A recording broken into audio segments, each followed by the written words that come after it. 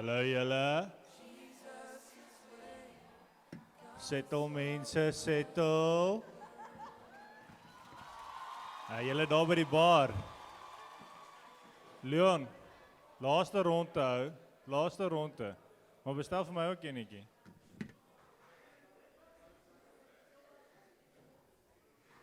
Goeiemôre julle, julle is welkom om in te kom. Julle hoef nie nou buite te staan en chat nie. Julle kan hier binne ook kom staan en chat. Julle is welkom. Welkom Ewan. Hallo julle. Kom sit asseblief. Is lekker om julle te sien. Is lekker om die vibe weer te kry. Ek so bly julle almal is hierso. Dit is ons het regtig hierdie gemis. Ons het julle almal gemis en dis lekker om julle almal weer te sien en die energie wat julle bring, die opgewondenheid. Ek sien hier's 'n paar ouers wat hengse opgewonde is. Wat bright eye is. Julle een slaapie, when it's freedom. Ek sien julle almal gaan net julle kinders afgooi en dan sê vir die onderwysers dis julle probleem. So ons is baie excited vir die skool om te begin. Die van ons wat kinders het, you will know about it. Ons is baie excited, maar welkom vanoggend hierso. Welkom by ons expression van kerk op 'n Sondagoggend. Dit is maar net een van die dinge wat ons doen. Die ander ding wat ons doen is ons ontmoet ook in die week. So as jy nog nie deel is van 'n huisgroep nie, ek wil jou regtig aanmoedig, stuur vir ons 'n boodskap, kom praat met ons. Dit is regtig waar ons life together doen. Dit is waar ons in mekaar se lewens inkom en mekaar in gesels. Hierdie is net een gedeelte van wat ons doen. Ons is baie excited oor hierdie gedeelte. Maar ons is net so excited oor ons huisgroepe. So as jy nog nie deel is van 'n huisgroep nie, wil ek jou regtig aanmoedig, kom wees deel daarvan en kom praat met ons en ons gaan jou inskakel en jy gaan dit regtig geniet. Dit gebeur in die week. Die ander afkondiging is dat daar as jy glad nie kommunikasie kry nie, as jy nie weet jy moes geregistreer het nie, is daar 'n papier daarvoor as jou naam is nie daarop nie, dan is dit omdat jy nie op deel is van ons kommunikasiegroep nie. So die nommer gaan ook hierbo wees. Neem asseblief 'n foto, sit hom as 'n kontak op jou foon, stuur vir ons 'n boodskap en ons gaan jou add tot die groepie en dan gaan jy al die kommunikasies kry, jy gaan weet om te registreer en jy gaan die link kry vir die live as jy nie die oggend hier kan wees nie, al daai nice dingetjies. En dan wil ek julle aanmoedig. Baie dankie vir die bydraes wat julle so lank maak, maar ons waardeer dit en so, maar die bankbesonderhede is ook daar en julle is welkom om daar op ons webwerf ook te gaan as julle nie te vinnig is vir oggend om te gaan kyk wat is die bankbesonderhede as julle graag wil aanhou gee soos wat julle baie getrou doen en reeds doen en ons wil julle onder daarvoor en vir julle baie dankie sê vir julle vrygewigheid. Right, so is julle excited vir vanoggend? Is dit lekker om terug te wees? Dis lekker om julle te sien. Ek dink die woord het laasweek uitgekom dat ek preek, want hier was nie so baie mense hier gewees nie. Ek neem julle kwaadlik. Nee, ek maak net 'n grappie. Hoorie maar, een van die grootste dinge wat ek like van ons samekoms is om saam te worship. Dis net hierdie gevoel waar ons almal staan en as Matt en Elani so lank vorentoe kom. Jy weet net daai gevoel wat ons het as ons saam sing en ek word herinner waar die Bybel in Samuel en in Handelinge haal hulle natuurlik Samuel aan waar die skrywer sê David was a man after God's own heart. Nou ons almal ken Dawid se storie, 'n meisie koning, 'n meisie dinge gedoen het, Goliat geslaan, maar hy het ook moord gepleeg. Hy was ook 'n adulterer. Hy het ook moord gepleeg. Maar tog sê dit hy was a man after God's own heart. En as ek kyk na Dawid, dan sien ek hy was 'n worshipper gewees. Hy het meeste van die psalms geskryf. Hy het en as jy die psalms lees, dan sien jy net sy hart, sy liefde van God, sy afhanklikheid van God. En ek dink dit is wat God die meeste van ons verlang. Is nie noodwendig, ons probeer almal soet wees. Vir Kevin is dit moeilik, ek weet, maar vir ons res van ons probeer ons soet wees. En ons probeer reg lewe, maar dis nie wat God verlang van ons om hom te worship. God verlang dat ons amper in hierdie liefdesverhouding, dat ons absoluut verlief is, vandag Valentynsdag. Maar hy verwag dat ons verlief is op hom. En so kom ons gebruik hierdie oomblik vanoggend in worship, wat ons net ons liefde vir hom kan verklaar. Ja Here, ek sê net vir u vanoggend, dankie dat weer eens dat ons kan by mekaar kom. Dankie vir die genade daarvoor, Here. Dankie dat ons u kan ken. Dankie dat ons in 'n land kan bly waar ons vry is om ons expression, ons love van u so openbaar uit te druk, Here. En ek wil net, Heilige Gees, soos ons besig is om te sing en U naam groot te maak, God. Dat U net 'n werk in ons harte sal doen, dat ons net van voor af weer verlief op U sal raak en die werke wat U gedoen het in ons. Ek bid in die naam van Jesus. Amen.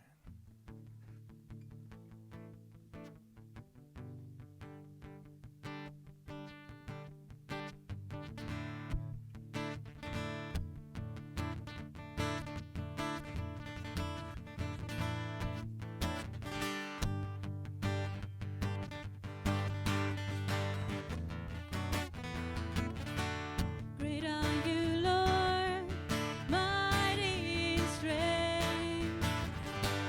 You are faithful, you will ever be. We will praise you all of our days. For your glory, we offer everything. Raise your hands, all your nations. Shout to God, all creation. How awesome is the Lord Most High. Where you send us, God, we will go. You're the answer we want the world to know. We will trust you when you call our name. Oh, where you lead us, we follow all the way. Raise your hands, all your nations. Shout to God, all creation. How awesome is the Lord Most High. We will praise you. We will praise you together, for now and forever. How awesome is the Lord Most High.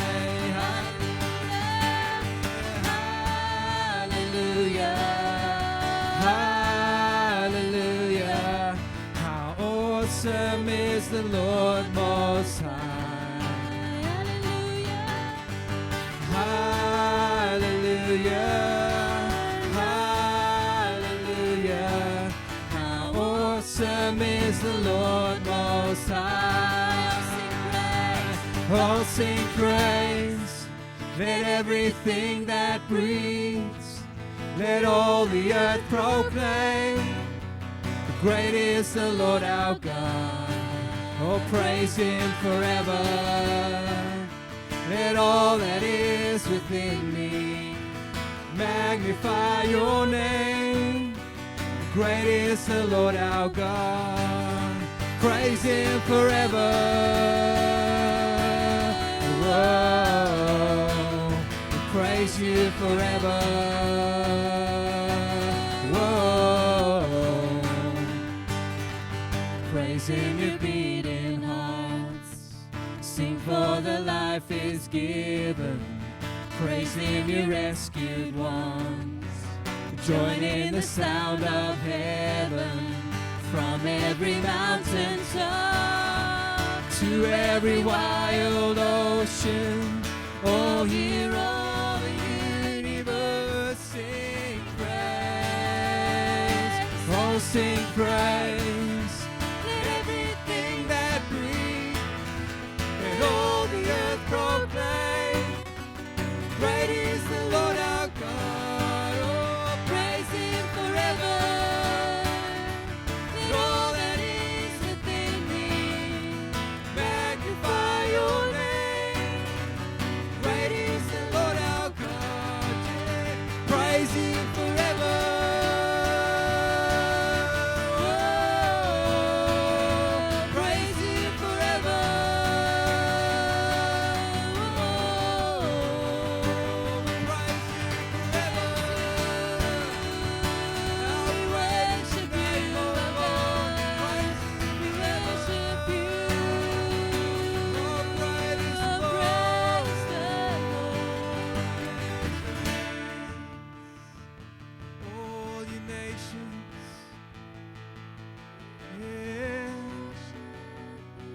Great is the Lord, worthy of praise, worthy of praise. Our God, Lord, you reign. Jesus, King of glory,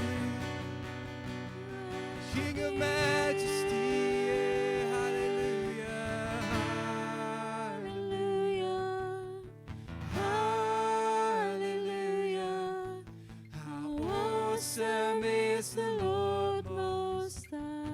Great is your name. Hallelujah and hallelujah.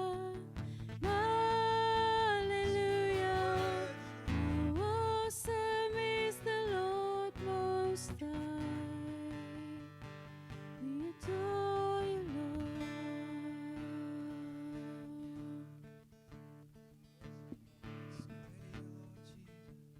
Psalm 27 sê: Die Here is my lig en my redder, vir wie sou ek bang wees? Die Here is my toevlug, vir wie sou ek vrees? As misdadigers op my afsloor om my dood te maak, my teestanders en my vyande, dan is dit juis hulle wat struikel en val. Al sou 'n leer teen my stelling inneem, sal ek nie bang word nie. Selfs al sou die aanval op my begin, sal ek nog steeds vertroue hê. Luister tog na my Here as ek roep, wees my genadig en verhoor my gebed. Vertrou op die Here, wees sterk en hou goeie moed. Ja, vertrou op die Here, want die Here is ons lig en ons redder. Vir wie sou ons kon bang wees?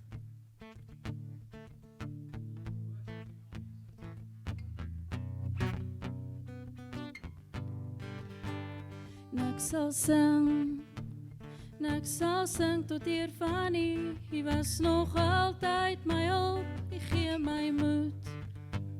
En ek sal wag op U, o Heer. U sal my nooit verlaat nie, maak my sterk. Die Heer is my lig en my redder, vir wie sou ek nooit bang kon wees? My krag en my toevlug, vir wie op pad sal ek dan vrees? Here Heer, ek vertrou op U, o Heer, Here Heer, ek vertrou op U, o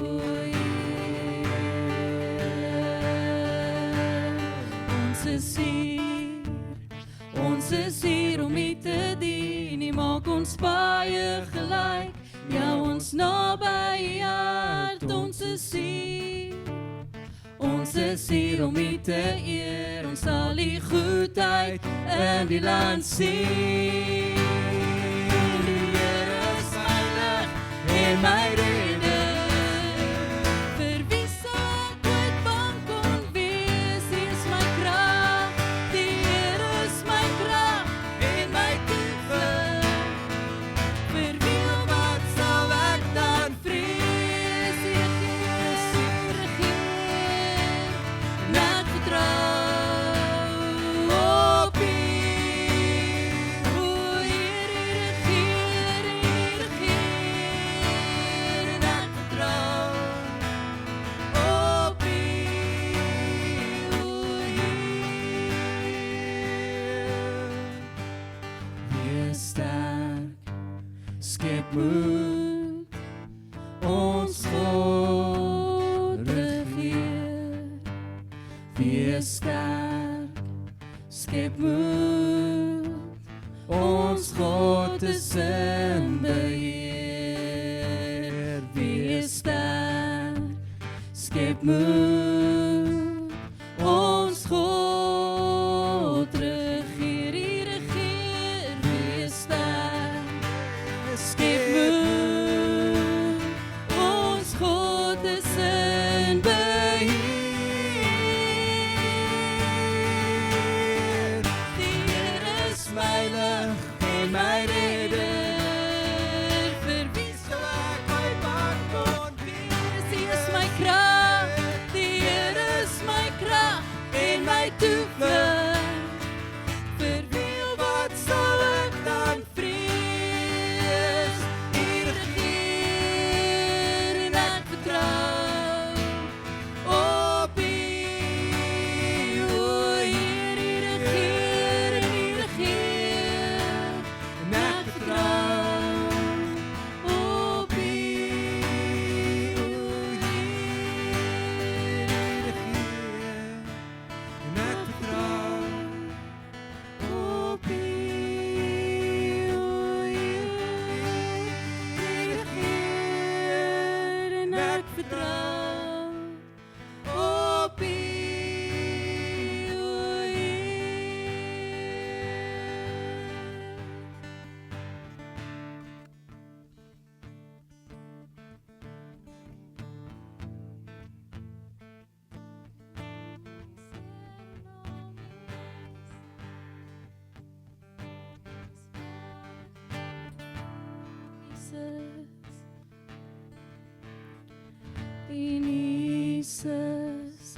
Ons Here, Here is ons koning. Ons Here, U is ons God en Vader. Ons loof Jesus, U is waardig.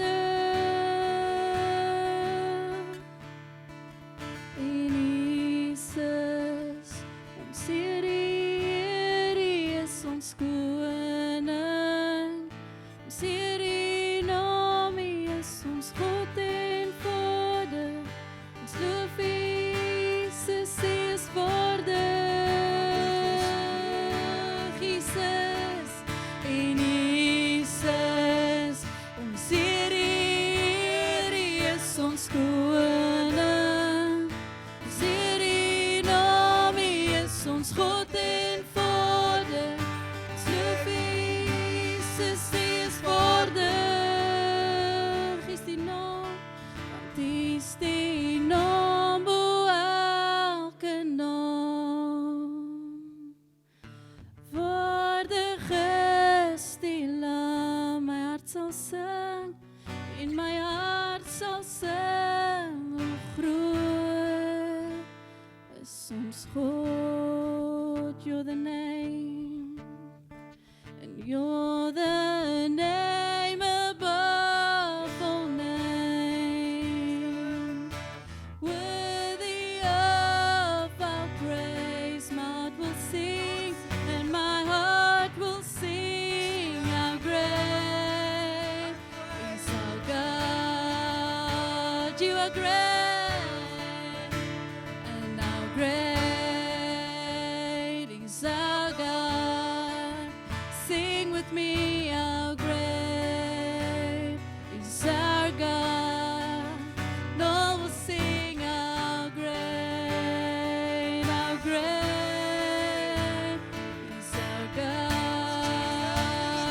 How great is our God, and how great is our God. Sing with me, how great is our God.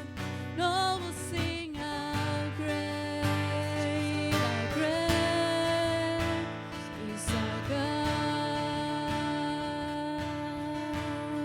'Cause you're the name above all names.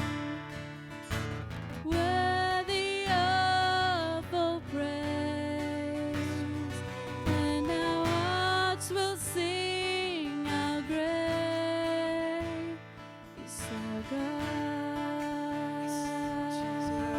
You're the name, you're the name above all names. Worthy of all praise, my heart will sing, and my heart will sing, how great is our God, how great, and how great is our God. Sing with me, how great is our God, and all will sing, how great is our God.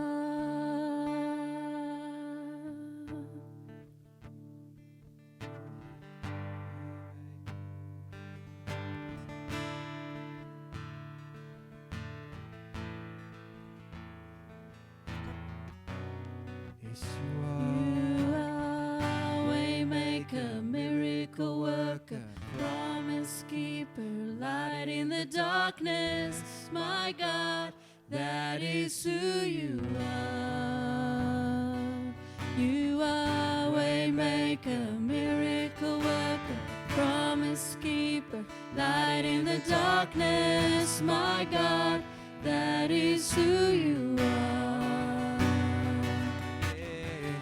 Waymaker, miracle worker, promise keeper, light in the darkness. My God, that is who you are. That is who you are. Waymaker, miracle worker, promise keeper, light in the darkness. My God,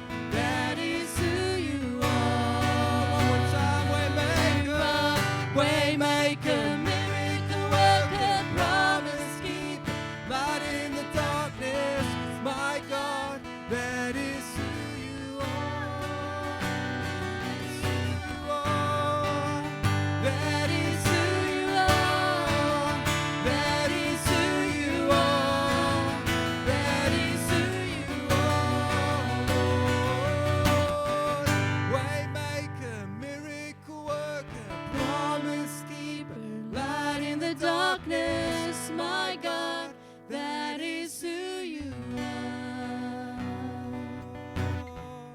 Waymaker, miracle worker, promise keep, light in the darkness, my God, that is who you are.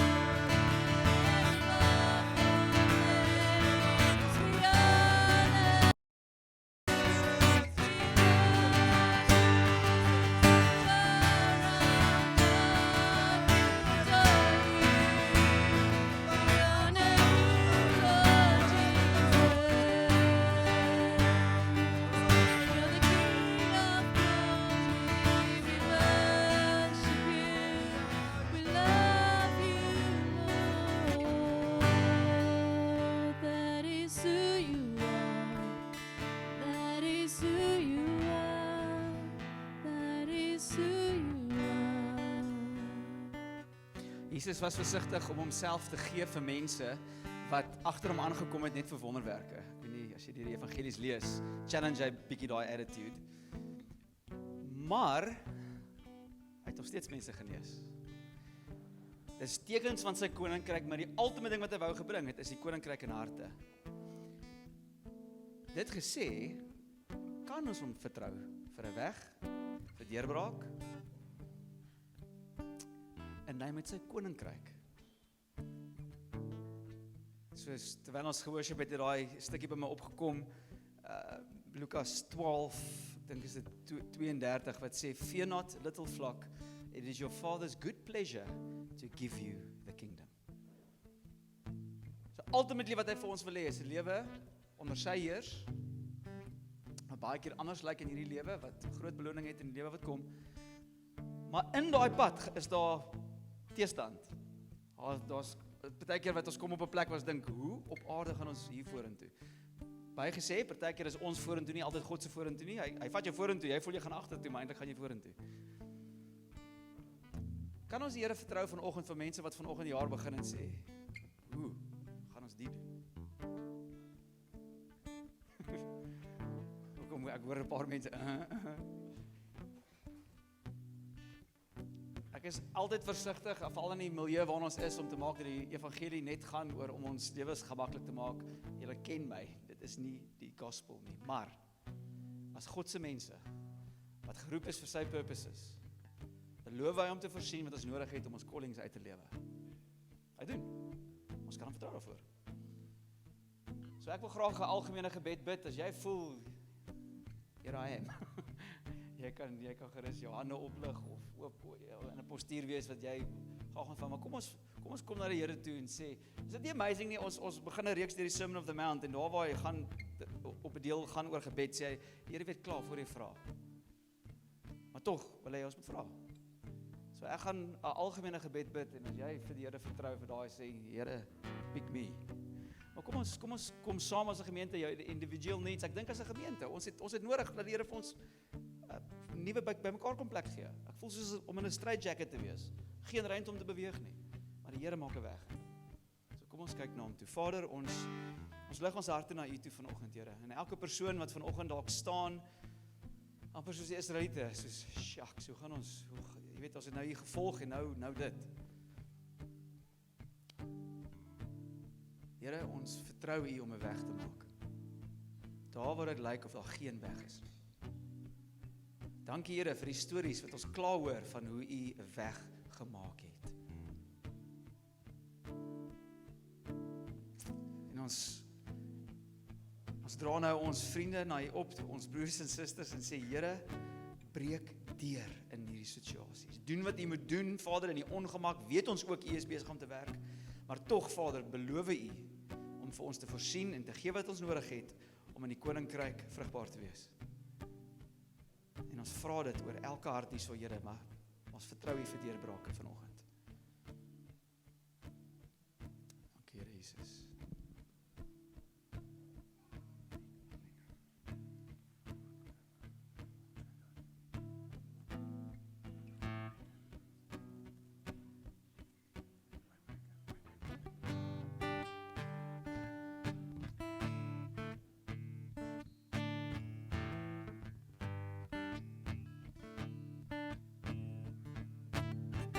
Waymaker, miracle worker, promise keeper, light in the darkness, my God, that is who you are.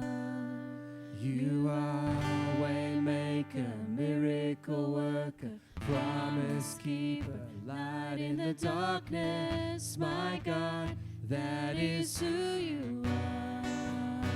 That is who you are. That is who you are. That is who you are. That is who you are. That is who you are. That is who you are. That is who you are. That is who you are.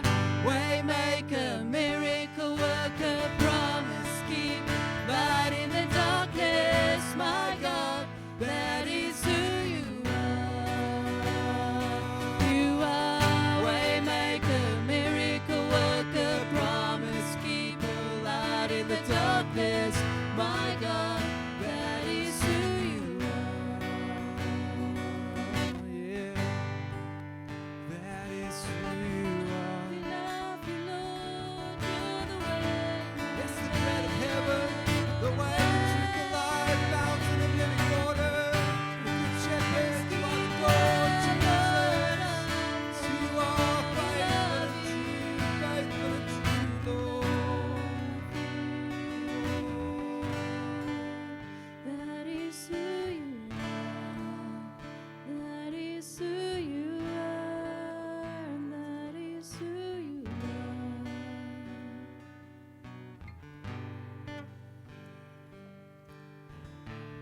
Ja, Here, ons is so bewus, You are the waymaker. Here, dank dat ons vanoggend hier kan staan, Here, in volle vertroue, in volle geloof, dat U ons deur sal vat, Here. Dat U met ons op pad sal stap. U is nie klaar met ons nie. U is nie klaar voorsien nie. U het nie opgeraak in die goed wat U vir ons kan gee nie, Here. U is nie beperk tot wat U vir ons kan doen nie, Here. You are the waymaker. You are the miracle worker. Here, en ek is net so vanoggend bewus van ons nietigheid. Ons lewe hier op aarde kan in 'n oogwink eindig. Maar Here, U kan nooit eindig nie.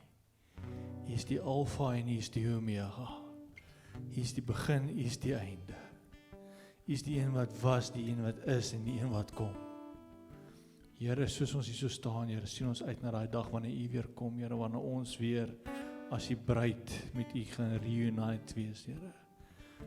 En ons sien uit daarna en ons loof en ons prys U. Heilige Gees, ons sê vir U dankie vir die werk wat U doen in ons harte. Ons verwelkom U in ons midde. Ja, Here, ons is gehumble, Here, met U teenwoordigheid. En ons loof en ons prys U naam. Amen. Môre, julle is welkom om te kon sit as julle 'n bietjie laat was en ek het nog nie vir julle hallo gesê nie, wil ek julle net sê weer môre. En baie dankie as jy vir ons kom kuier het, as jy van ver af is. Ek weet hier's mense van Pretoria af en ek hoor rumors van Nelspruit en sulke dinge. As ek nog nie vir jou hallo welkom gesê het nie, wil ek vir jou sê welkom. As jy al die pad gekom het en ek hoop jy geniet ons julle kuiertjie hier by ons. Ek glo julle sal daarom. En dan as ons nou, soos net voordat ek vir Waldo oproep om vir ons die woord te bring, wil ek julle herinner aan woord vir woord. Ons is op 'n mission as 'n gemeente om deur die Bybel te lees. In Februarie het ons gesê ons gaan deur Matteus lees, soos vandag 14 Februarie. Ek dink ons 28 dae in Februarie, so as my wiskunde my nie in die steek laat nie, is dit 60%, nee, ek is 50% van die maand is verby, so julle moet in die middel van Matteus wees, hopelik, as jy deur die hele Matteus wou gelees het in Februarie. So, ek herinner julle net graag daaraan, ek hoop julle journey saam met ons deur Matteus, deur die boek van Matteus, en dat julle dit ook geniet saam met ons. OK, oor na my swarrie.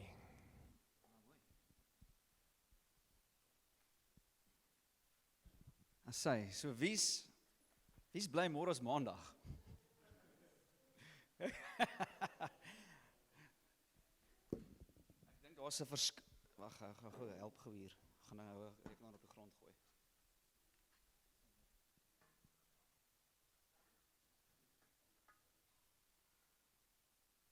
So, ek is lief vir my kinders.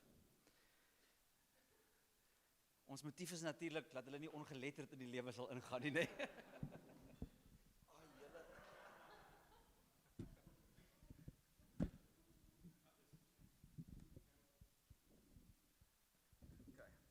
Great. So, as julle julle Bybels het, kan julle gerus na die boek van Matteus toe gaan. Surprise, surprise. En ons is baie opgewonde. Ons begin vanoggend 'n reeks deur die bergprediking. Jesus se bekende preek, as dit wil, wat hy, dit is so bekend gemaak deur 'n vroeë kerkvader wat gesê dit is die Sermon on the Mount. Nou, ek het gehoop die Here lei ons na iets toe wat so effens makliker is om te prep as Openbaring. En toe nie, ek het gedag is maklik, dit is nie so maklik nie. Maar daar is ongelooflike waarhede in wat hier gebeur. So vanoggend wil ek ons graag oriënteer. So ons gaan wel so klein bietjie in die begin inkom, maar ek wil graag eers ons self oriënteer rondom hierdie groot gedeelte en kyk hoe ons dit gaan benader. Dit is hoor gou hoe beskryf John Stott hierdie gedeelte. Dit is natuurlik Jesus se woorde van Matteus hoofstuk 5 tot in hoofstuk 7. John Stott sê dit so, hy sê the Sermon on the Mount is probably the best known part of the teaching of Jesus, though arguably it is the least understood, and certainly it's the least obeyed. En wat ek agtergekom het, baie van ons ken gedeeltes van hierdie preek. Gedeeltes wat ons baie van hou. Moenie worry nie, want God sorg vir die voeltjies, hy gaan vir jou sorg. Daar's baie cool stukke, maar daar's stukke wat ons uiters ongemaklik laat voel. Wat van die ene? Not everyone who says to me, Lord, Lord, will enter the kingdom of heaven. Wat van die ene? Matteus 5. You therefore must be perfect, as your heavenly Father is perfect. Wat kies?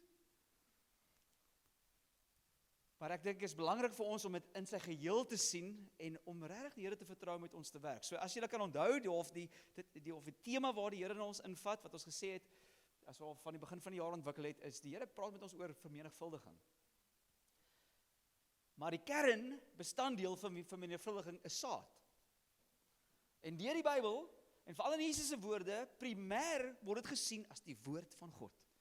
God se woorde is veronderstel om sy lewe uit te, dit is deur die krag van die Gees, word geplant in ons harte en dit dra vrug deur ons lewens en ons sien goed gebeur in die wêreld. Ons sien mense toegevoeg aan die kerk, ons sien die missie van God vorentoe gaan. Dit begin by die woorde van God, die evangelie. Nou, ek kan nie in 'n beter plek dink om die woorde van God te hoor as Jesus. Ek sal graag daar wou gewees het. Ek dink dit sal exciting gewees het en heavily, ek dink party die hele scary gewees het om vir Jesus te hoor preek. So as mens hom reg lees of regtig deur die hele ding lees, is my gevoel, jy kan nie anders as om te sê wow. Of om te sê dit is radikaal. Hierdie is next level goed is wat Jesus hierso sê. So dis amper om soos voor 'n berg te staan. Ek het een kommentator het gesê, dis nie Sermon of the Mount nie, maar dis 'n mountain of a sermon wat hier uitkom. En as ons half bietjie met daai beeld werk, kan ek sê, so ons wil hierdie berg op. Ons wil sien, ons wil hoor wat Jesus sê. Ons wil hom volg. Ons wil die vistas sien wat hy ons graag wil wys van hierdie berg. Maar voor jy by 'n berg opkom, berei jy so klein bietjie voor. Het ek al agtergekom. Ek het ook gehoor dat my swaar die ander dag dieselfde fout gemaak het as wat eendag met my gebeur het. Hulle was saam met mense Tafelberg toe en die volgende oomblik begin hy die berg klim en hy het plakkies aan. En toe is dit nie so gemaklik daarop nie. Die punt is, ons sien vanoggend as basecamp. Vanoggend is basecamp. Ons gaan leer hoe moet ons hierdie groot gedeelte van skrif benader. Nou, ek wil graag net so klein bietjie die konteks gee, so Matteus, skryf sy boek so klein bietjie anders as die ander ouens, as Markus, Lukas en Johannes. Hy het hierdie neiging om blokke bymekaar te sit. So wat jy sal sien is, jy sien hierdie groot blok teaching, dan sien jy hierdie groot blok wonderwerke. So hy groepeer dit, hy is nie kronologies geskryf, bietjie kronologies, maar nie soos die ander nie. So van hoofstuk 1 af lees jy van die geboorte van Christus, jy lees hoe hy gedoop is deur Johannes die Doper, en hoe hy sy bediening begin. En hier is die woorde hoe hy sy bediening begin, Matteus 4, hy sê, "From that time, Jesus began to preach, saying, Repent, the kingdom of heaven is at hand." Nou, hier is een van my goedjies, julle kan hom tweet. Die Sermon of the Mount is basies 'n ontploffing van daai stelling. Repent, for the kingdom of heaven is at hand. So sy bediening tel spoed op, die mense hoor van hom, massas word genees, en die mense kom na hom toe. So, en dis nou in Galilea, so of buite die distrik van Judea en Jerusalem, so of die godsdienstige epicenter van die land, so of bietjie meer hill country gewees. En ons sien Jesus gee toe, nog als vroeg in sy, almal okay, niemand bloei nie. Vroeg in sy bediening, gee hy in 'n mate hierdie manifesto van die koninkryk. So, kom ons lees die eerste 11 verse of 12 verse, wat bekend word as the Beatitudes, of die geseënde lewe, #blessed, die gaan ons.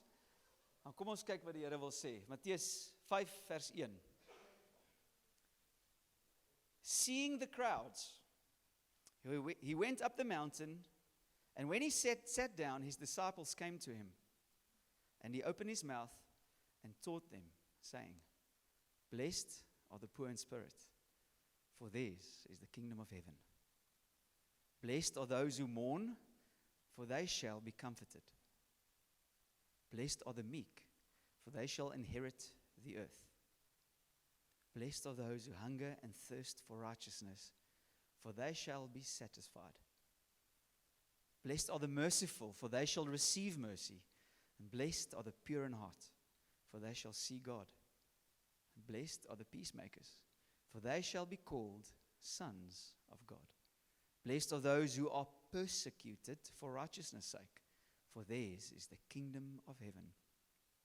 Blessed are you when others revile you and persecute you, and utter all kinds of evil against you falsely on my account. Rejoice and be glad, for your reward is great in heaven. For so they persecuted the prophets who were before you. Kom ons bid. Vader, dankie dat ons hierdie woorde het.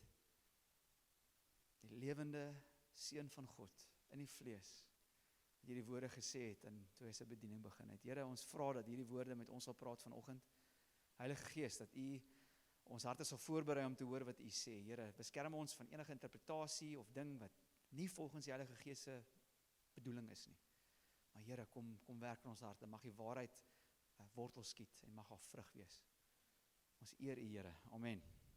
So, toe ek die reeks so half begin deurlees en so half 'n naam probeer kry, is altyd vir my 'n lekker deel van die proses. Toe kom die woord radikaal by my op, en soos ek die hele ding lees, besef ek, hierdie is radikaal. Hierdie is heeltemal anders as wat die mense sou gewoond gewees. Dit is heeltemal anders as wat ons in ons wêreld gewoond is. So ek wil hoe kan ek sê, ons regmaak om die ding te verstaan vorentoe die volgende 3 hoofstukke, onder die tema van, hierdie is radikaal. En die eerste ding wat ek wil hê ons moet sien vanoggend is, die radikale autoriteit van hierdie woorde. Die ongelooflike, buitengewone realiteit van hierdie woorde, of autoriteit van hierdie woorde. Daar in vers 2 sê, Matteus 'n interessante ding, hy sê, en toe maak hy sy mond oop, en leer die mense. Nou, ek weet nie, as jy soos ek Bybel lees, en gou ek, ja, obvious, ek seker, dit was nie soos sign language daai tyd nie, maar hoekom sê hy dit? Hoekom sê hy het sy mond oopgemaak en die mense geleer? Dankie dat julle vra, ek sal vir julle sê hoekom. So dit is 'n Hebreëse idioom, wat beteken, luister, iemand belangrik, wat nou volg is belangrik. So die rabbies in daai tyd het gaan sit. Interessant, hulle het nie gestaan nie, hulle het gesit, was amper van 'n plek van autoriteit ingeneem en gepraat. As jy kan onthou, Jesus, soos hy deur die sinagoges gegaan het, op 'n stadium is hy in 'n sinagoge, hy staan op en hy lees 'n boekrol van Jesaja, en hy gaan sit, en toe begin hy verduidelik wat dit is. So hierdie posisie van sit, in daai tyd, Jesus het gaan sit en het sy mond opgemaak, is vir ons te laat weet, of vir die leser te laat weet, iets belangriks volg van iemand belangriks af. Is dit nie amazing nie? Hier kom die woord van God, deur die woord van God.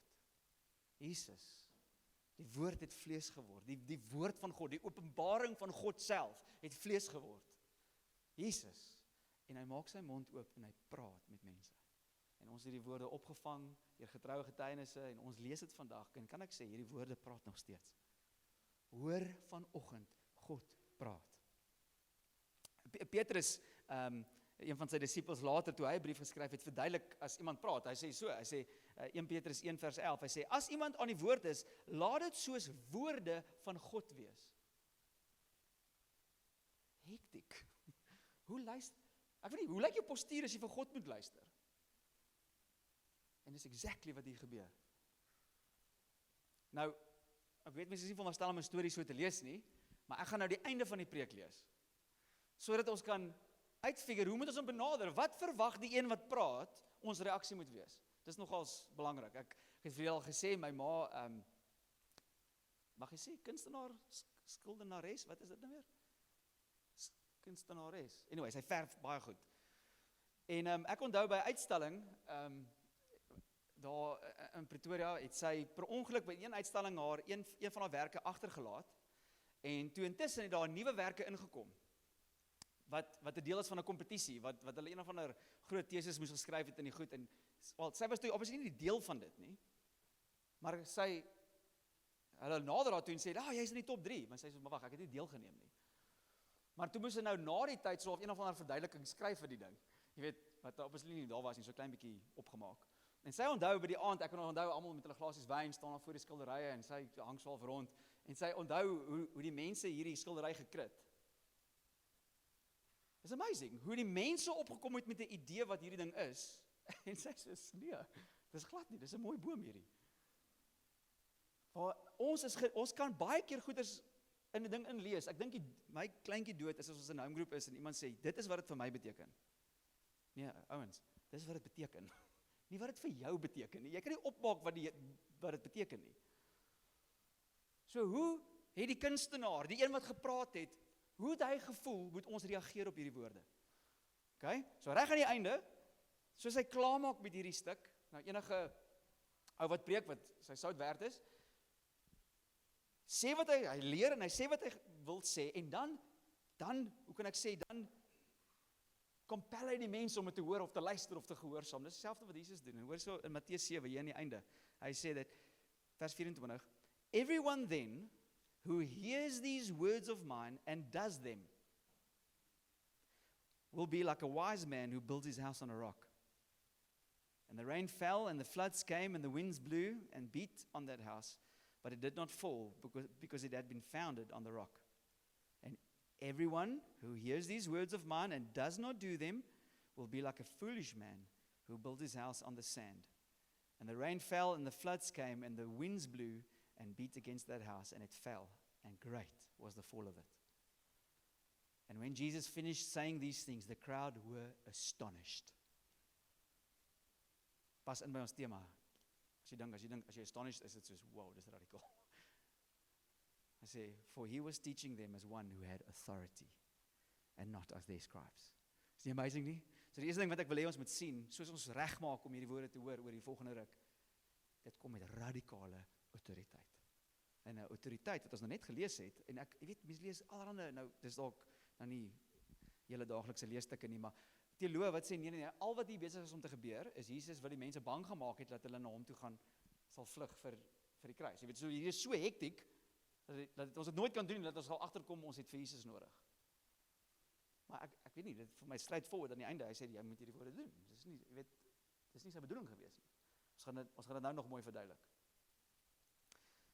So hierdie woorde is nie evangelisties nie. Dis nogals 'n groot ding om te besef. Wat ek daarmee bedoel, dis nie geskryf vir mense om aanvanklik na Jesus toe te kom nie. As jy agterkom wat hy sê, sy disippels het na hom toe gekom. Daai woord beteken die wat gewillig was om te leer. So dit is nie bedoel om mense tot redding te bring nie. Tweedens, dit is nie 'n moralistiese wet vir die samelewing nie. Dis nie nog 'n wet nie. Baie mense interpreteer hierdie as nog 'n wet vir samelewing. Dit is asof hulle sê, Mahatma Gandhi, by the way, het baie van hierdie stuk gehou. Hy het ingesien, ek dink wat ons almal kan raak sien, en to be honest, almal van julle wil hê, almal anders moet lewe soos die. Jy weet, as jou baas, as jou mense, as jou werknemers, lewe soos wat Jesus hier sê, sal die wêreld 'n hemel sal aarde toe kom. En dis baie van hierdie mense se argument. Soos Jesus lê neer hierdie nuwe wet vir samelewing. As die probleem is, niemand kan dit doen nie. Dis nie nog 'n wet nie, en ek gaan vir julle nou wys, dit is baie hoër, baie meer kragtig as net 'n wet wat ekstern op jou kom en sê, okay, cool, check die box, doen dit.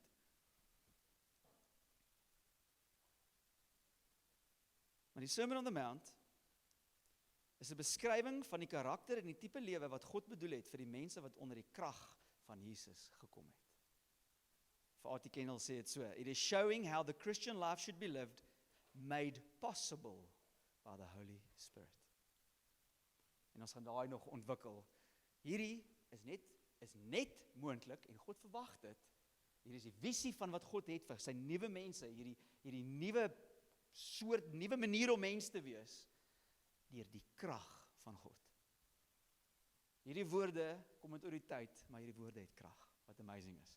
John Mark Comer verduidelik hierdie ding so. Hy sê, this is Jesus' manifesto of a whole new way of being human in the inbreaking reality of the kingdom of God. Of John Stott said it too. I say, the Sermon on the Mount describes the repentance and righteousness that belongs to the kingdom. That is, it describes what human life and community looks like when they come under the gracious rule of God. Wanneer God heers, wanneer hy sy weg het, wanneer sy krag 'n effek het. Sermon on the Mount beskryf daai tipe lewe. So eerstens, of 'n ander manier wat ek dink, as ek kan opsom, wat sê Jesus vir ons deur hierdie tyd? Volg my. Volg my. Jesus konfronteer die wêreld met homself. So Jesus confronts us with himself and sets before us the radical choice of obedience and disobedience, and calls us to an unconditional commitment of mind, will and life to his teaching. Ons hou van Jesus, die wonderwerk, die ou wat die wonderwerke doen. Maar is interessant, dat meeste van die mense, die dadelike naam wat hulle hom vergeet, is leermeester, rabbi. Hulle het hom baie makliker dit genoem as profeet. Profeet sal daai konteks ou gewees het wat, alhoewel profeet ook half die woorde van God gesê het. So ek dink die idee van Jesus as leermeester is 'n bietjie op die moderne kerk verlore. Jesus verwag ons om ons radikaal te transformeer deur hierdie woorde wat hy op daai berg gepreek het 2000 jaar terug. So eerstens, ons moet hierdie preek benader en besef dit kom met radikale autoriteit. Tweedens, ons moet besef dat wat ons hier lees is radikaal anders as wat ons gewoond is. Sonder Jesus se woorde sal jy nooit op dit uitkom nie. Nou,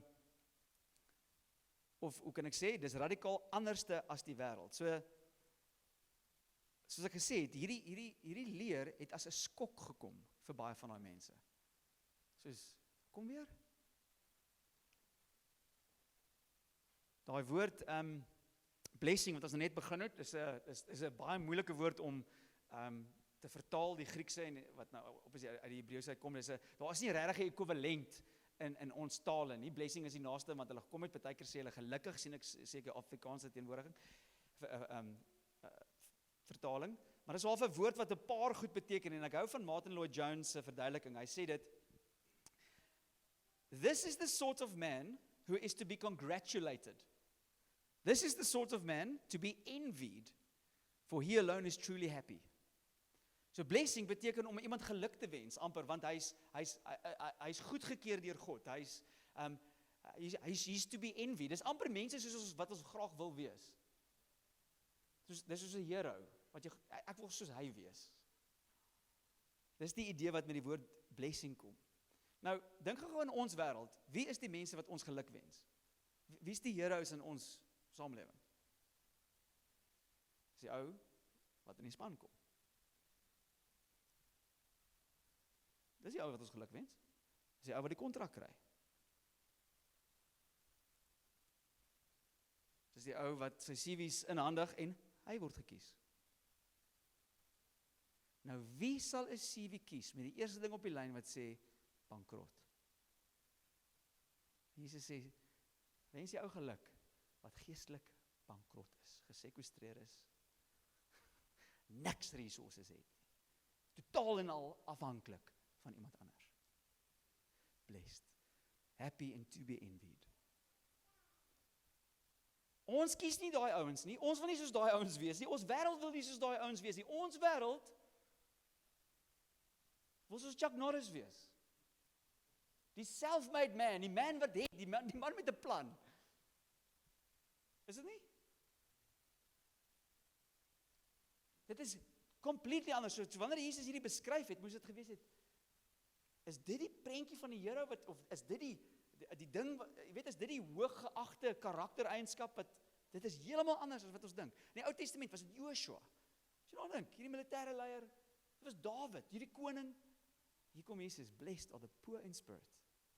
Blessed are those who mourn. So dit is anders. Heeltyd deur wat ek weet nie of julle al gesien het nie, soos hy aangaan met die hele preek, sê Jesus 'n paar keer, julle het gehoor, maar ek sê. Dit sê vir jou, dis anders. Hoor gou hierso Matteus 5:43. Hy sê, you have heard it said, you shall love your neighbor and hate your enemy. But I say to you. Jy het geleer, dis hoe ons met finansies werk. Maar ek sê vir jou. Jy het geleer, dis hoe ons in ons verhoudings optree. Maar nou ek sê vir jou. Sien julle wat ek sê? Die hele preek is radikaal anders as wat ons gewoond is. Dis asof Jesus sê, jy's gewoond aan dit.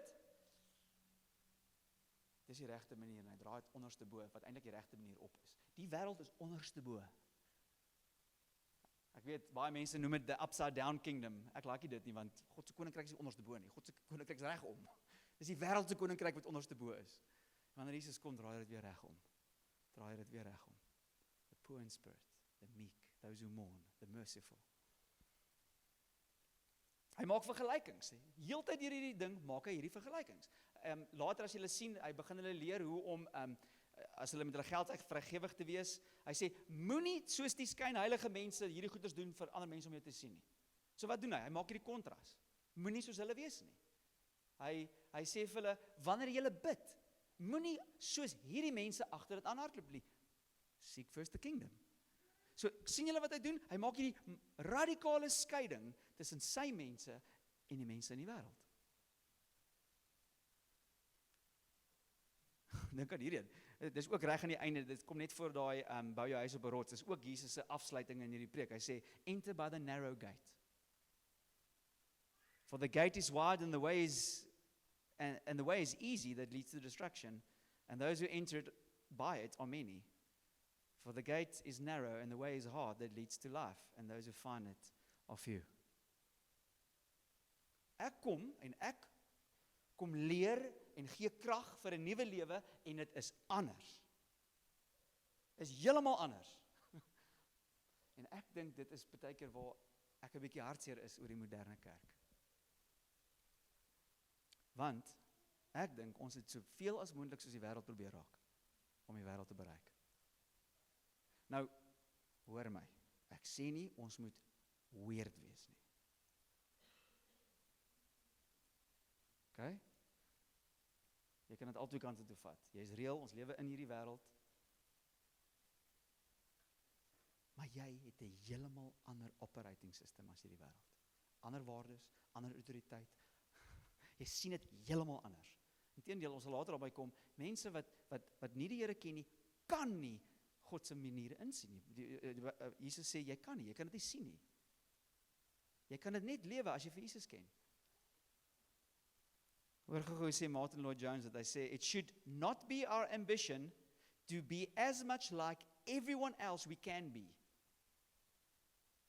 though we happen to be a Christian, but rather to be as different from everybody who is not Christian as we possibly can be. Our ambition should be like Christ. It should be to be like Christ. The more like Him, the better, and the more like Him we become, the more we shall be unlike everyone who is not a Christian. Laat ek net gou-gou 'n disclaimer hier insit. Gewoonlik as mens dit sê, dan default ons na die fariseer kant toe. Ons is anders en ons trek nou goed aan en ons is hoogmoedig en nee, Jesus was anders. En mense, sondaars, tollenaars, het van sy teenwoordigheid gehou. So moenie dink hierdie anders beteken, gaan sluit jouself toe in 'n hoogmoedige toring en net te doen dit met die wêreld nie. Jy doen dit verkeerd dan. En as dit jou suur en hoogmoedig gaan maak, doen jy dit verkeerd. Maar ja, ons is veronderstel om radikaal anders te wees. Nou hierdie radikale verskil is teen in die beste opgesom in die soos ons hier sien, dat ons aan 'n ander koninkryk behoort. So ek wil graag 'n bietjie tyd spandeer, want koninkryk is 'n groot tema van hierdie stuk. Net gou reg verstaan hoe word koninkryk gebruik in die Bybel. Nou, ek weet nie of julle agtergekom het nie, die eerste en die laaste ene van hierdie blessings sê dieselfde ding. Hy sê julle is geseënd en happy and to be envied as gevolg van dieselfde ding. For yours is the kingdom of heaven. Dit is ook 'n skryfstyl om so half 'n begin en 'n einde te maak wat amper vir jou sê alles eintlik gaan oor die koninkryk van God, die koninkryk van die hemele. Nou net vinnig om koninkryk te verstaan, gewoonlik as ek en jy van koninkryk praat, dink ons aan grense. Né? Die koninkryk van Lesotho, en ons weet daar's daai brug, jy gaan hier in, jy gaan oor 'n grens. Maar so ons dink aan territory in 'n manier. Maar primêr word die woord koninkryk in die Bybel gebruik as krag.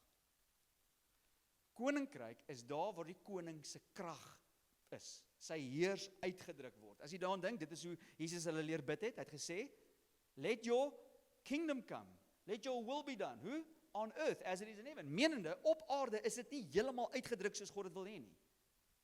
Sien julle dit? So koninkryk beteken die krag van God. Sy wil is wanneer die koning, hoe hy dit wil hê is. Maar nou, ons moet ook besef, dat die koninkryk van God kom in en red mense van die koninkryk nie van God nie. Van duisternis. Hoor gou sê Paulus dit, hy sê, God het ons uit die mag van die duisternis gered. In Kolossense 13. En verplaas na die koninkryk van sy geliefde seun. Sien julle, koninkryk, die mag van die duiwel, na koninkryk van sy seun, is dieselfde ding. Koninkryk en mag is dieselfde. So as jy 'n Christen is, beteken dit jy is onder nuwe management. Heeltemal nuwe autoriteit en kragte wat uitwerk oor jou lewe. Het jy dit geweet? Het jy geweet jy was onder die mag van Satan voor jy vir Jesus aanvaar het?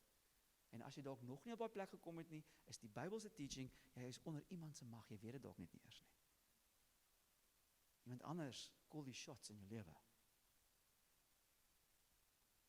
Jesus sê dit later so, hy sê vir Nicodemus, nie later nie, sorry, ook die boek van Johannes vertel hierdie storie waar 'n skrifgeleerde na Jesus toe kom in die aand, en hy sê, yes, ons weet jy's van God af, en Jesus stop hom so half amper en hy sê, I say to you, unless one is born of water and the Spirit, he cannot enter the kingdom of God. So hoe kom jy in hierdie koninkryk en hoe kom jy onder die jy moet weergebore word. Dis hierdie radikale, die Bybel het 'n klomp taal daarvoor, hy praat van gered, hy praat van jou sondes word vergewe, Paulus praat baie keer van jy's vrygespreek, jy's regverdig verklaar, en Jesus se woorde, jy's weergebore. Jy's 'n nuwe skepping, jy kom onder 'n nuwe krag, nuwe management, nuwe kragte is in effek in jou lewe. So die koninkryk van God is daar waar Jesus heers. waar sy krag manifesteer. Ons weet die koninkryk van God heers oor alles. Maar intussen het die sondeval gekom en Satan het die klein g God van die wêreld geword. Nie hoofletter nie. Maar die koninkryk het gekom waar God herstel en red. Het gekom in Jesus en hy het 'n paar keer gesê as hy wonderwerke gedoen en sê dis die koninkryk van God. As ek demone uitdryf deur die Gees, hier is die koninkryk. Maar dan het hy verder gaan, hy sê die koninkryk is in julle. En die Sermon of the Mount gaan oor die koninkryk in ons, om meer en meer onder die mag en heers van God te kom. En dis 'n wonderlike ding, want waar God heers, is daar vrede, daar's blydskap. Paulus, wat ek dink is dit, ek gaan 'n bietjie vooruit, maar Paulus sê, the kingdom of God is not a matter of eating and drinking, but of righteousness, peace and joy in the Holy Spirit. Is 'n krag, dis die tasbare teenwoordigheid van die Heilige Gees in jou lewe. Dis die koninkryk van God. En waar begin dit? In ons harte.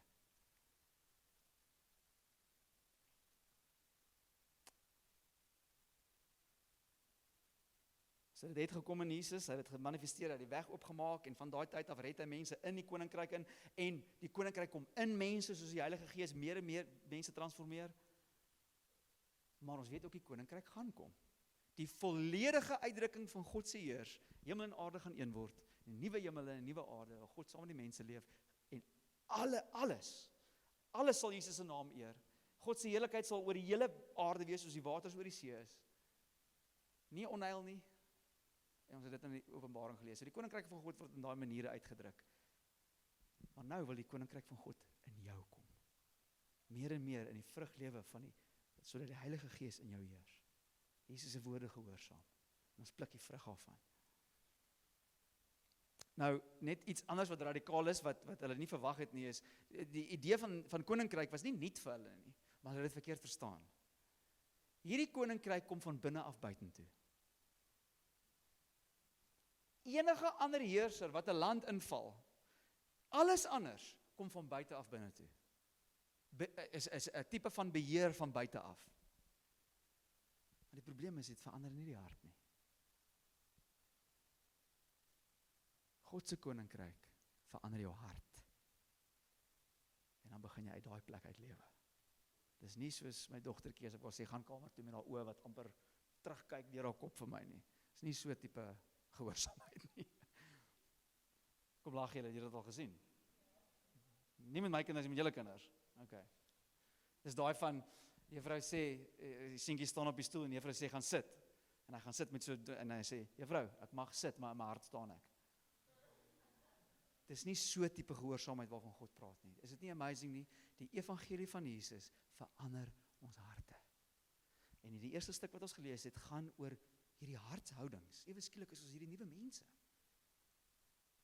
Poor in spirit, merciful.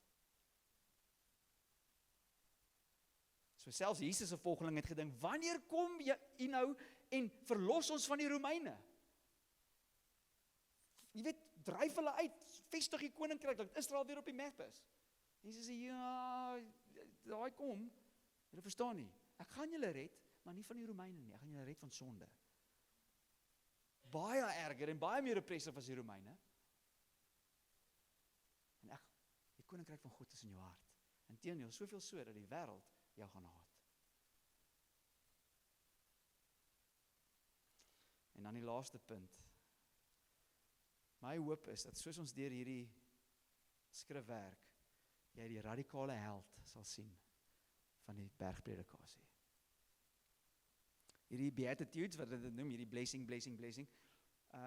Ou met die naam Ian Duguid, dink ek is sy naam. Hy het baie werk gedoen op hierdie woord blessed en hy maak die punt dat wanneer sulke lyse geskryf sou word, dis nie nuut om so 'n lys te praat nie, of so 'n lys weer te gee nie. Sê was dit gewoonlik om 'n held te beskryf? Om iemand te beskryf soos wie hy sou wou wees?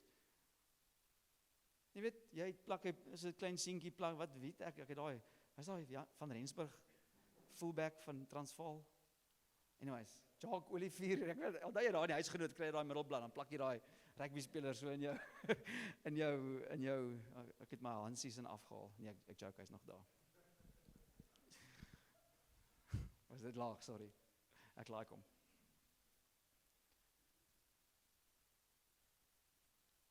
So wat hier gebeur is, Jesus verf 'n woordprentjie van 'n held. En dis wat dit sê, studying the Beatitudes is not simply an exercise in self-criticism, in which we mentally beat ourselves up for not being who we ought to be. But studying the attributes of the Christian hero will lead us to praise over and over again as we see how these virtues are on display in the person of Jesus. Jesus het arm geword vir jou. Jesus was meek, soos 'n lam na die slagpaal toe gelei het en nie sy mond oopgemaak nie. Hy het homself verdedig nie. Hy het die krag gehad om dit te doen, maar hy het nie. Blessed are the merciful. Dink aan sy barmhartigheid teenoor jou. Blessed are the peacemakers. They will be called sons of God. Dink aan wat Jesus gedoen het. Hy is die ultimate peacemaker.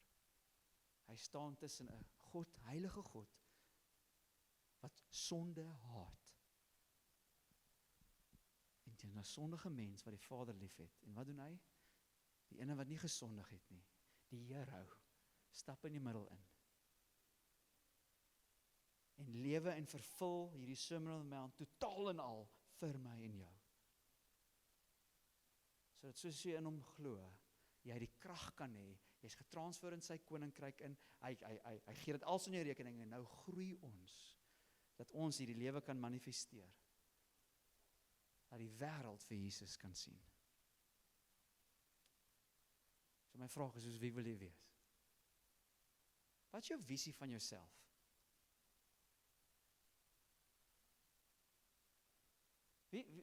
Wat 'n poster het jy in jou kamer op? Die Sermon on the Mount gee vir jou 'n radikale ander visie vir jou lewe. Om soos Christus te wees, en dit is anders as die helde van hierdie wêreld. Maar in hom is ware lewe, ewige lewe. En as ek sê ewige lewe, bedoel ek nie eendag in die hemel nie. Lewe van God manifesteer in jou nou. Soos wie wil jy wees? Soos ek hierdie lys gelees het en jy gou, ek hou glad nie van hierdie nie. Ek hou glad nie van hierdie tipe persoon wat beskryf word nie. Mag dit dalk wees dat jy nog nie in die koninkryk is nie. Maar soos jy daar sit en jy gaan, ja, ek is nie daar nie, maar ek kan sien. Ek smag. Wees bemoedig, die lewe van God is in jou. Niemand wil hierdie hê sonder die gees van God nie. Niemand nie.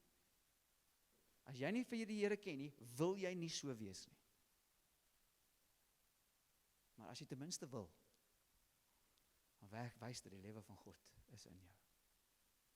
Soos wie wil jy wees? En soos ek aan die einde gesê het, ek het amper soos ek aanbid het en ek het gedink het, ultimately is hierdie ding die sy koninkryk. Soos jy stel reëls wat hy wil hê ons moet volg nie, en daai versie het my so gestaan vanoggend dat sê, fear not, little flock, for it is your Father's good pleasure to give you the kingdom. Hoor jy hom vanoggend met jou sê, die koninkryk van God is hier. Is dit nie amazing nie? Hy wil dit vir jou hê. En hy gee jou hierdie visie van 'n lewe wat empowered is deur die Heilige Gees. Sure, ons gaan ons eie vlees moet fight, sure, maar daar's 'n nuwe krag om hierdie te manifesteer, om 'n tipe persoon te wees wat soos Jesus is. Omdat hy dit klaar vir my en jou gedoen het. Is nie amazing nie? Kom ons bid. As jy vanoggend dalk nog nie jou geloof in Jesus gesit het nie, jy kan, dit is maklik, hy nooi jou uit. Het begin om arm in gees te wees. Te sê, ek het niks. Ek het geen bargaining power nie. Ons bid nie meer, Here, as U dit doen, ek het dit, jy praat nie so nie. Jy sê, hier's ek. Mercy, barmhartigheid, en hy gee dit. Sodra jy begin bargain met die Here, dan is jy nie arm in gees nie. Dan is jy net nog so 'n bietjie resource, dink jy. Vader, ons kom na U toe. Ons wil vir U sê, dankie vir U koninkryk. Jesus, dat U gekom het. Here, ons kom na hierdie woorde toe, Here, en ons sê, Here, verander ons. Ons smag, Here, om U te volg. Ons smag om U stem te hoor. Ons smag om U aanpassings te maak in ons harte, Here. Sodat U koninkryk meer en meer kan manifesteer in ons lewens. Here, vir mense wat dalk U nog nie ken nie. Jy kan nou jou geloof in hom sit. Jy kan nou sê, Jesus, red my. Laat my in die koninkryk inkom. Vergewe my sondes. Nou, in die stilte van jou hart, jy kan dit nou sê. Here, en vir ons sê ons, Here, ons wil ons self recalibrate en sien na hierdie prentjie wat U voor ons sit. En sê, ja, Here, dit is wat ons wil hê. Ons bid dit in die naam van Jesus. Amen. Cool, julle, dit was awesome om julle weer te sien. Geniet julle res van die Sondag en sien mekaar in die week. Ja, is obviously koffie. Lekker week. Cheers.